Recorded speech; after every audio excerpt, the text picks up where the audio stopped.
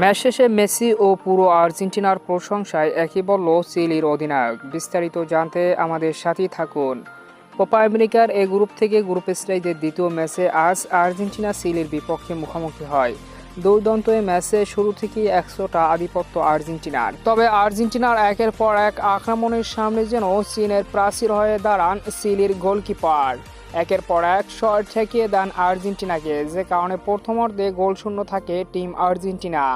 দ্বিতীয়ার্ধে একের পর এক আক্রমণ, লিওনেল মেসি বেশ কয়েকবার সুযোগ তৈরি করে দিল, গোল করতে পারছিল না আর্জেন্টিনা। তবে ম্যাচের 88তম মিনিটে লিওনেল মেসির দুর্দান্ত কর্নার কিক থেকে অসাধারণভাবে ফিনিশ করে দলকে এগিয়ে নিয়ে যান লাউতারো মার্টিনেজ। পরিশেষে 1-0 গোলের ব্যবধানে দুর্দান্ত এক জয় পায় আর্জেন্টিনা।